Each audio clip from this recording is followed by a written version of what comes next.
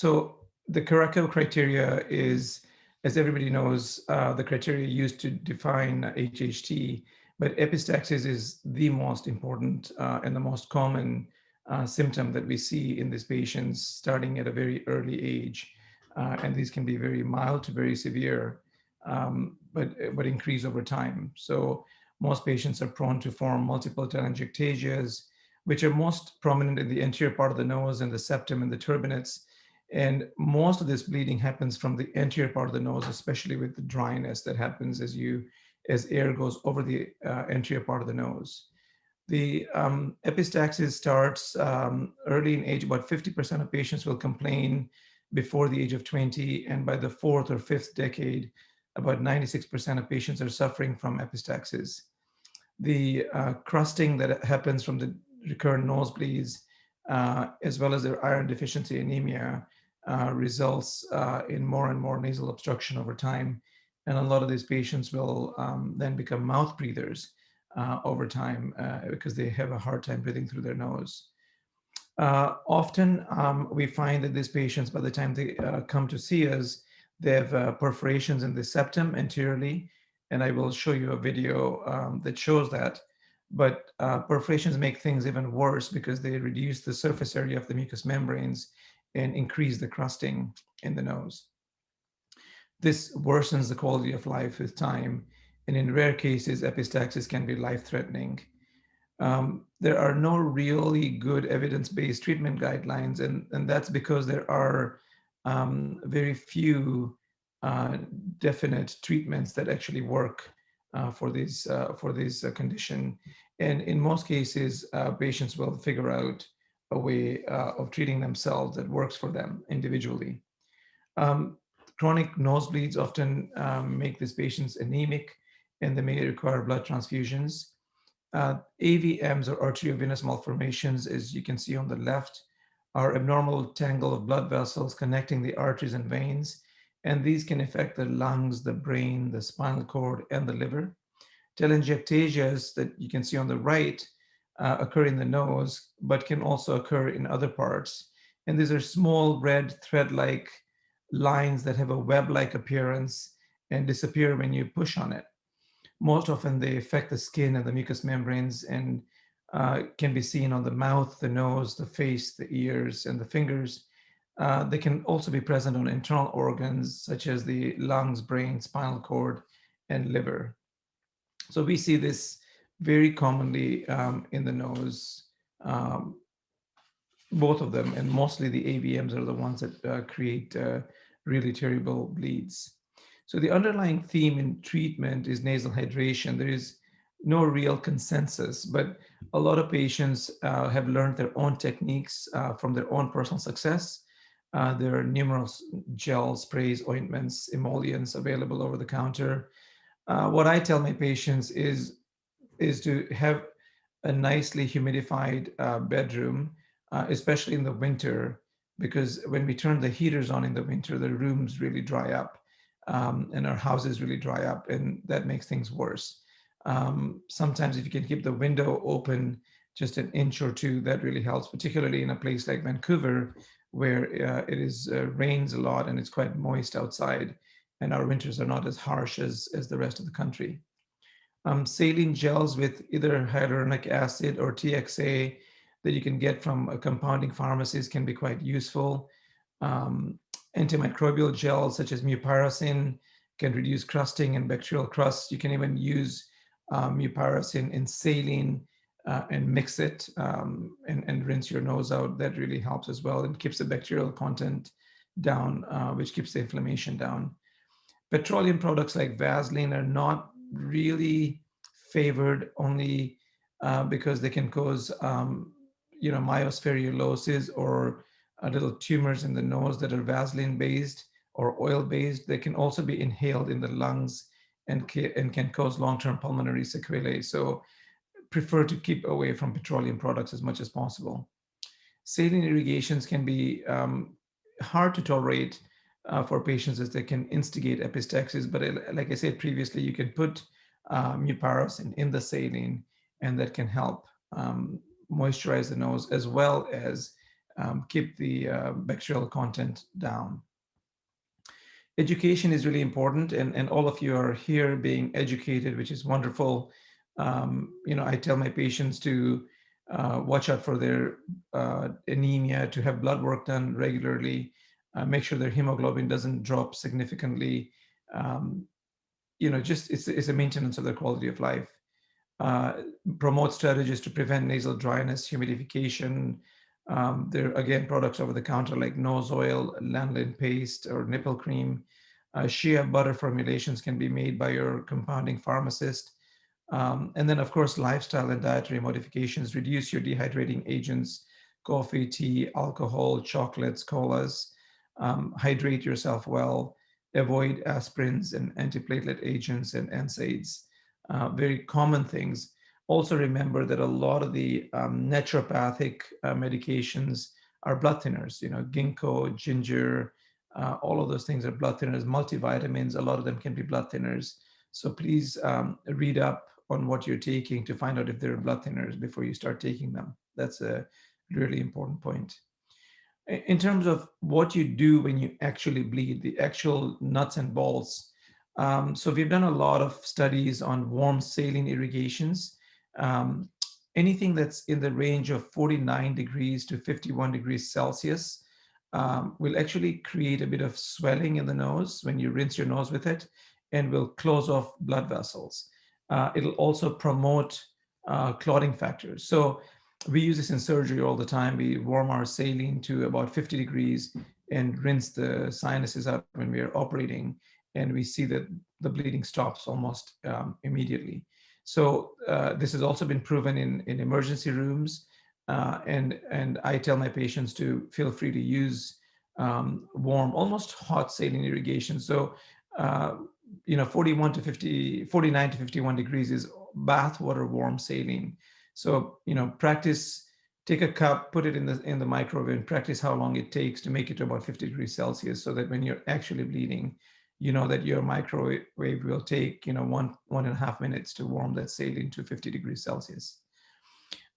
Self-packing. So I think using something like xylometazoline or oxymetazoline, and soaking gauze or a cotton ball with it. Gauze is better than cotton balls, and you can get gauze over the counter in pharmacies. Soak it in xylometazoline, which is Otrivin or Dristan or any decongestant, and then just place it in your nose and put pressure on it from the outside. Will actually help stop the bleed quite nicely.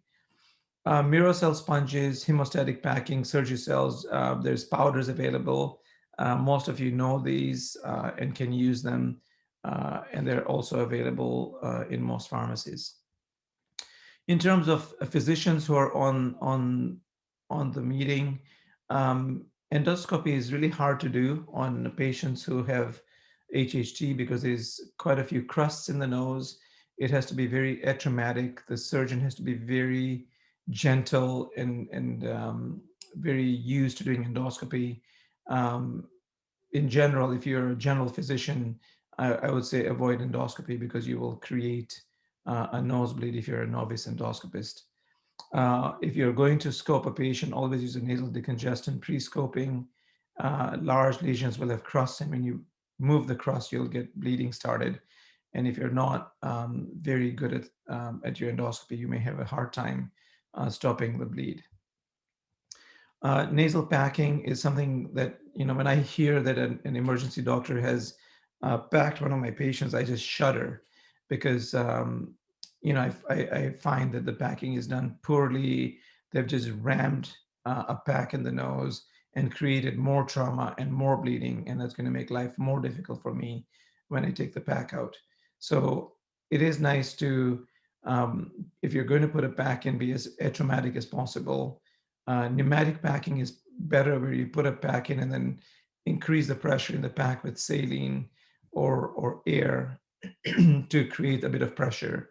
Um, Absorbable packing, such as Surgicell, Mirocell sponges, are of course nice because they will absorb over time. And of course, if nothing works, then you have no choice but to use a pressure pack. I have a very low threshold for cauterizing the vessels. And I'll either take my patients back to the OR or to the surgical procedures room, which we have at St. Paul's where I work. And it can become accessible to us quite easily. And then I can use either a bipolar cautery or a laser. And if physicians are going to be using lasers, they need to learn a bit more about lasers and figure out which is the better laser, because there are several different lasers available, and you want to use a laser that's hemoglobin chromophore. And so a KTP laser or a YAG argon laser is better than a CO2 laser. Bipolar cautery is much better than using monopolar cauteries or suction cauteries. It's also important to realize that when you're cauterizing, a lower cautery setting is better than a high cautery setting, because you want to create an area of blanching as opposed to burning. And you can get actually quite good control even in the clinical setting. I will use bipolar cautery in my clinics and have great success. Of course, with COVID, everything got derailed, and we're not allowed to use any more cauterizations in the clinic. But we have still been able to use all of this in the OR or in the SPR. Embolization is not recommended in HHT patients.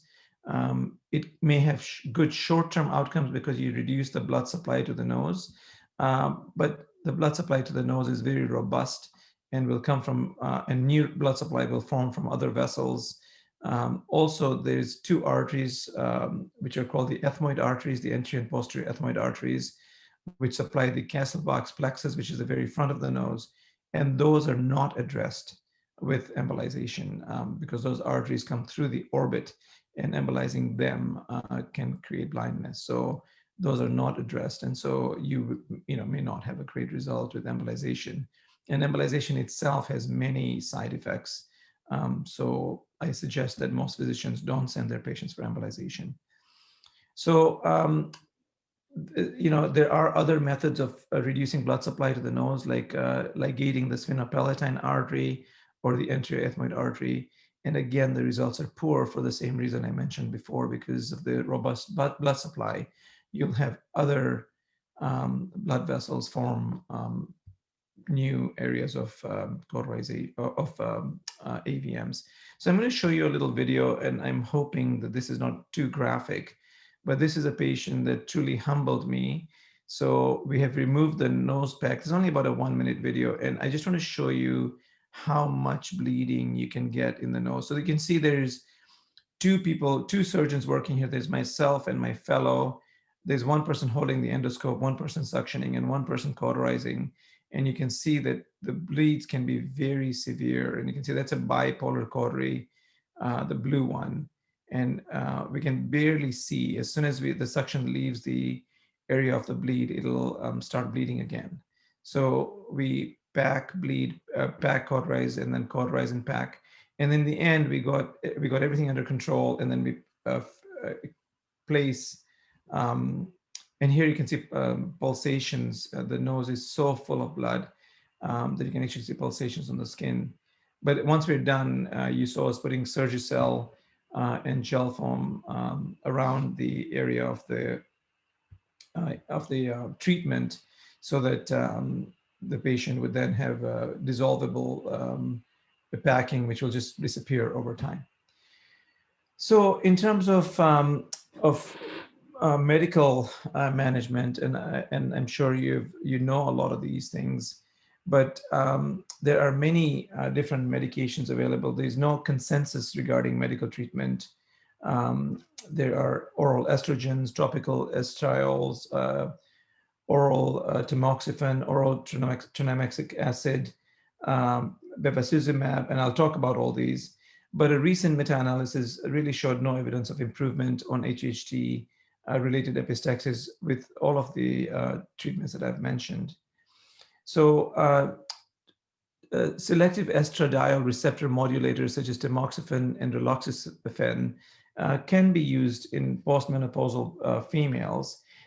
They have a role in management of HHT-related epistaxis. The beneficial side effects are that they prevent bone loss and improvement in serum lipid profile, but can cause mood changes, hot flashes, and increased incidence of uterine malignancies. And if you're going to use them, then I've put the dosages down there. But again, like I said earlier, no significant evidence to show that they work better than others. Hormone-related drugs, um, topical estrogen therapies will work. The mechanism of action is that they cause metaplasia of the nasal mucosa, cause keratinization of the stratified squamous epithelium over 12 months, and they can have an improvement in epistaxis severity scores, but they can cause irritation of the mucosa. In terms of oral estrogen progesterone doses, you can use them in the same dosage as oral contraception, and this can eliminate bleeding in symptomatic HHT patients, and that can be an option for patients with childbearing who are in childbearing age. Thalidomide and pomalidomide have actually shown some benefit in HHT patients.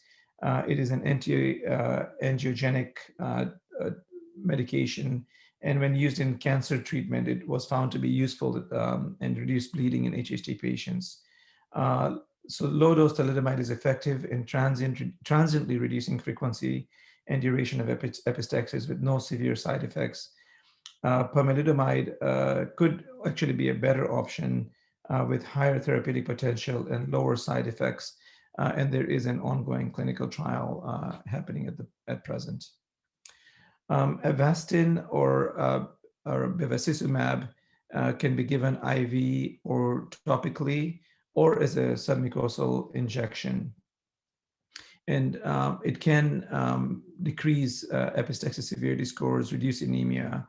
And it has been suggested that in patients who become transfusion dependent or who are very severe, IV treatment can be given. And I've used this and I found that it may help for a short time, but I wasn't, I have to say, I wasn't blown away with it.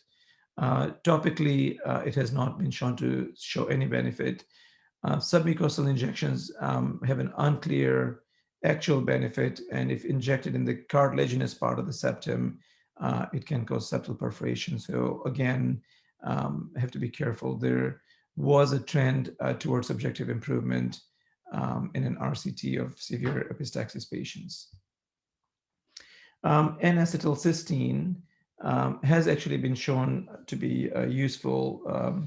It's an antioxidant, was evaluated in the treatment of epistaxis in one study where 43 patients taking 600 milligrams 3 times a day for 12 weeks reported a decrease in the frequency and severity of nosebleeds. So again, this is something that's easy enough and can be trialed quite simply. Propranolol is an antihypertensive. I have used this quite a bit, and I have found that it can actually help. The mechanism of action is that it's a vascular endothelial growth factor, is actually controlled by adrenergic stimulation, and it can increase the rate of apoptosis of endothelial cells, inhibit the proliferation and migration of endothelial cells, and actually can help the patient in the amount of bleeding, increase hemoglobin, and reduce the duration of epistaxis. The main harm is it can cause bradycardia and hypotension, and of course, beta blockers are contraindicated in certain populations. I've used this topically and orally, and actually have seen some benefit from this. Oral tranexamic acid, I think most of you are probably quite familiar with this. It can improve the frequency, intensity, and duration of epistaxis. The side effects mainly are vertigo and diarrhea, and of course, the increase in the potential for venous thrombosis. So, of course, worth trying if things are uncontrolled and nothing else is working. But the one thing that I've found is the venous thrombosis can be an issue with using TXA. Topical TXA actually has no recommendation.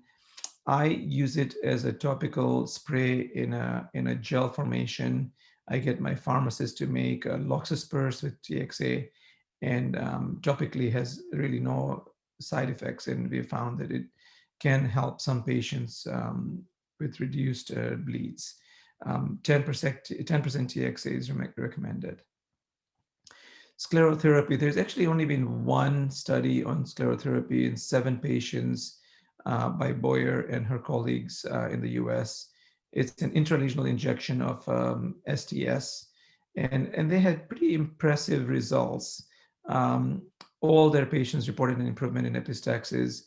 And having looked at this, I've actually spoken to my interventional radiologist, and we are about to start applying for a trial at the Sinus Centre here in Vancouver. So this should be exciting, and maybe in the next year or two, I'd be able to give you an update on sclerotherapy.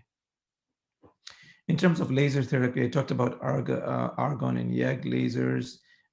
They are absorbed by hemoglobin. They work well.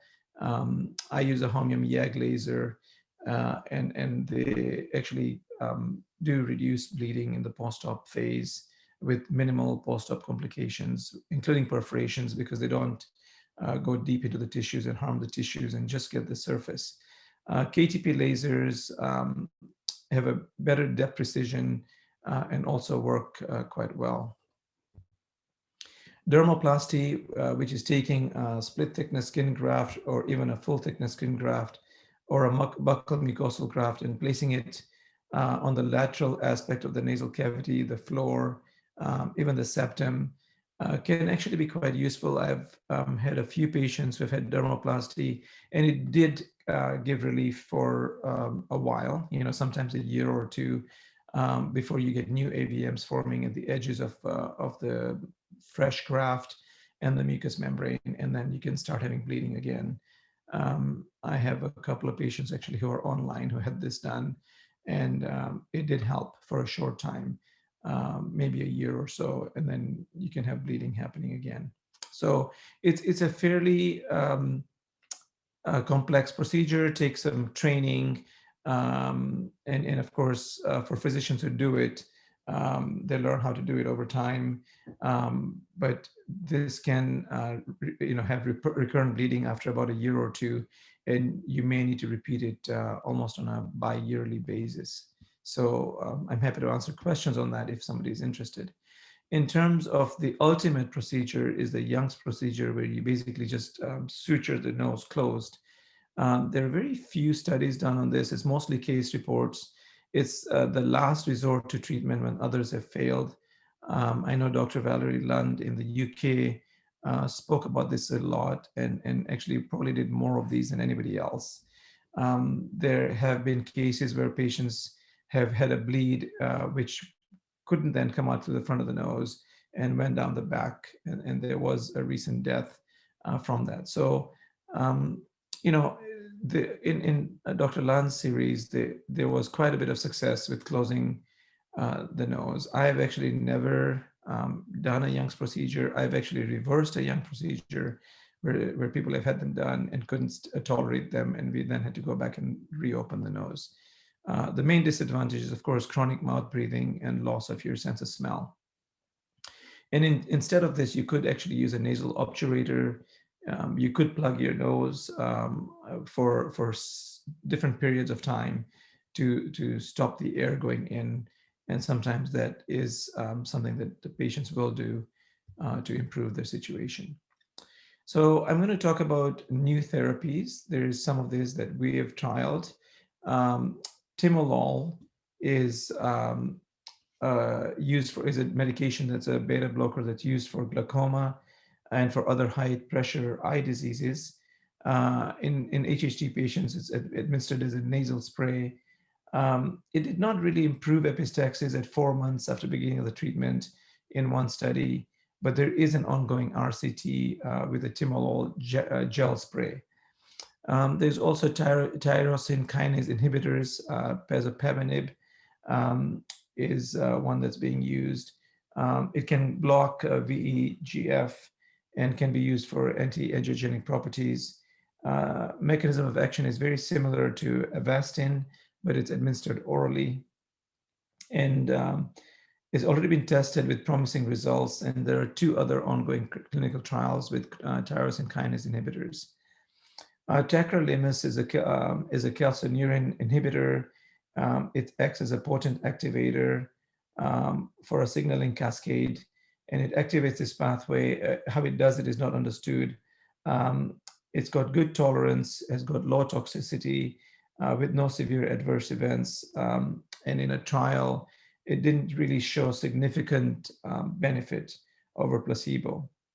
The last one that I've listed there is doxycycline. I tell a lot of my patients um, to try doxycycline. It's an antibiotic that's used for sclerotherapy.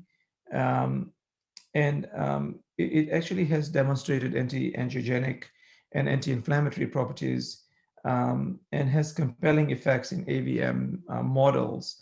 And there was a paper published which showed a positive effect, and there is an ongoing randomized control trial. For me, I've had some patients that have been completely improved with doxycycline. And if you're one of those patients, it can completely change your quality of life. I've had a father and daughter team that were having a very hard time with their epistaxis. And the doxycycline was almost like magic, 100 milligrams once a day.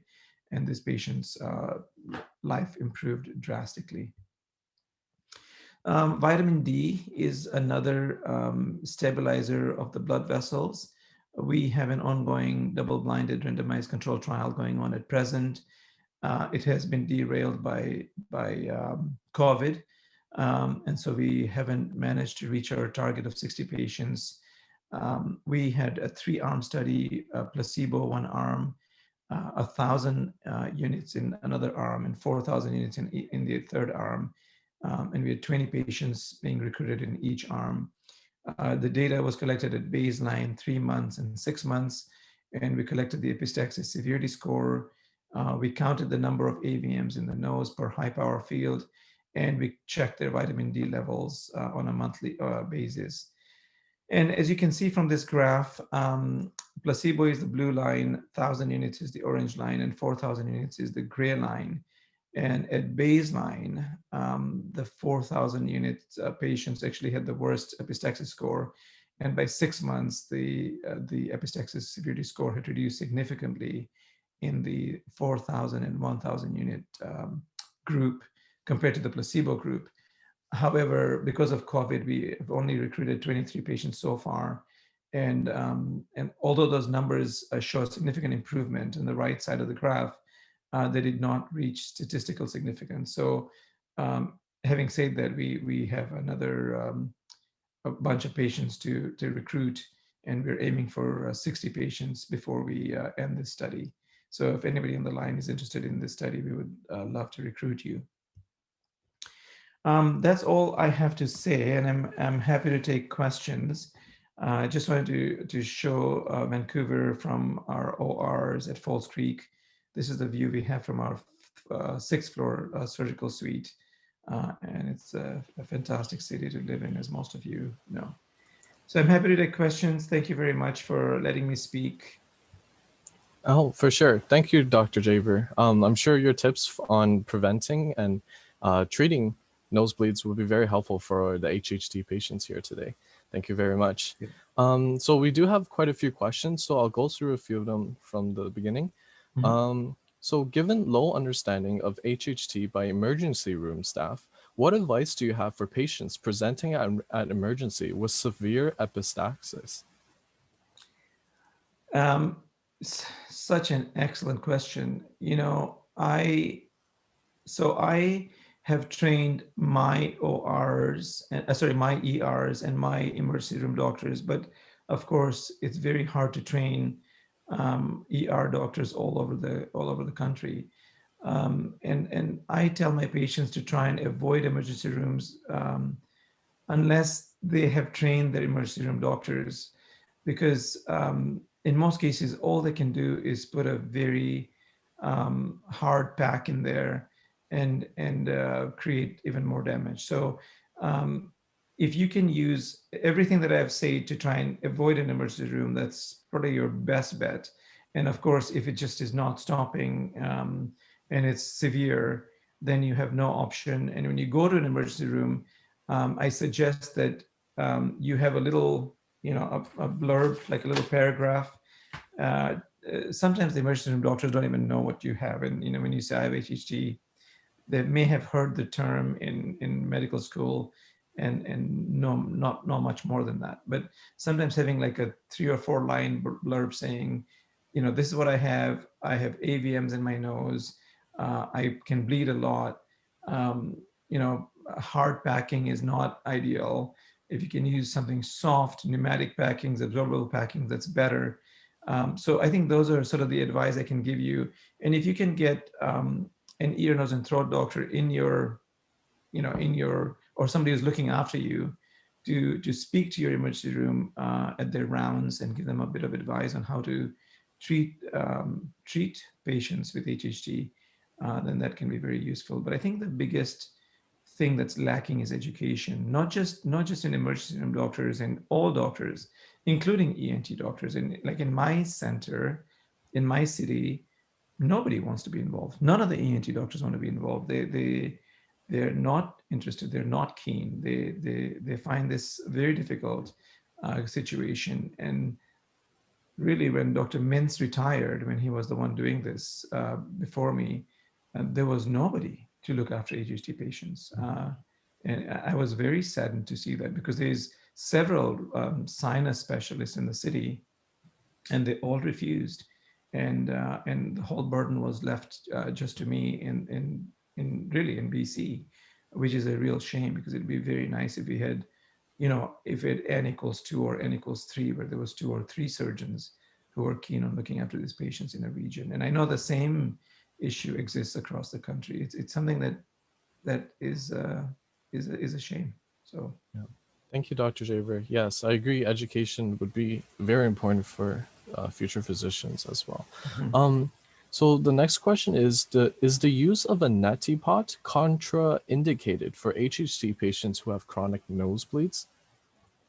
No, it's not contraindicated. I think each individual HHT patient will figure out a way that works the best for them.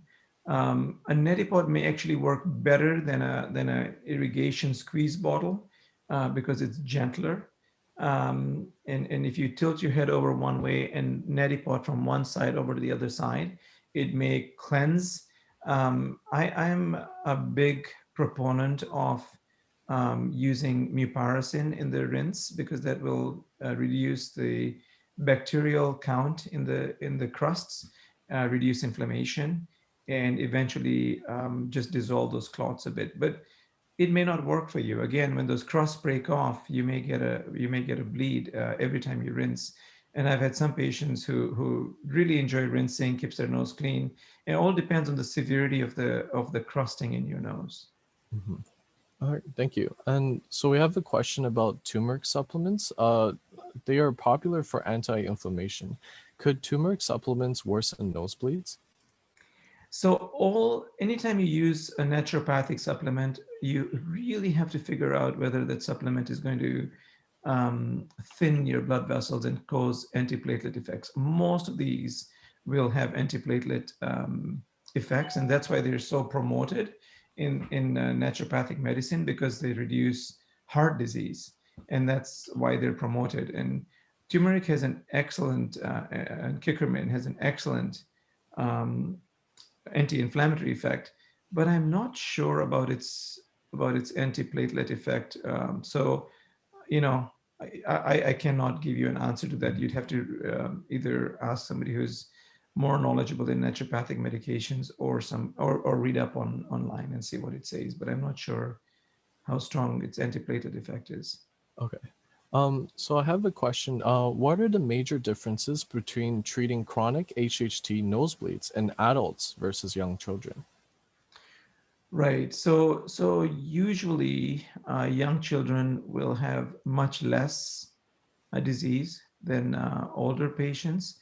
So I actually don't have young kids. The youngest kids I have with HHT in my practice are teenagers, um, and even they don't actually bleed that often or that frequently. So I don't have too much experience with little children, um, under the age of 10. I think I have two who I know have HHT, and I do keep an eye on them, but they don't really have major complaints of nosebleeds.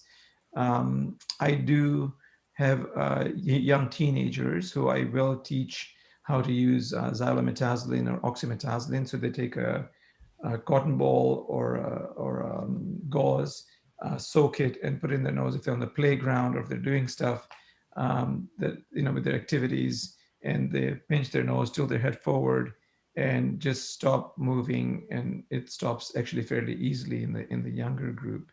And even in the older group, I find that xylometazoline and oxymetazoline on a gauze helps very well. There's also powdered products. Potato powder is another one that's actually sold to the hospitals. It's called Arista, I think that's the name, the commercial name. But it's hard to get a hold of by patients because we buy it in the hospitals for use in the OR, but I don't think they're allowed by Health Canada to sell to individual patients or even to the pharmacies. All right, thank you, Dr. Javer. So I just have time for one more quick question. So Sure. this question is from a patient. He's asking, or she's asking, do you have to be Canadian to join the HHT patient registry at St. Paul's? So our registry, no, not really.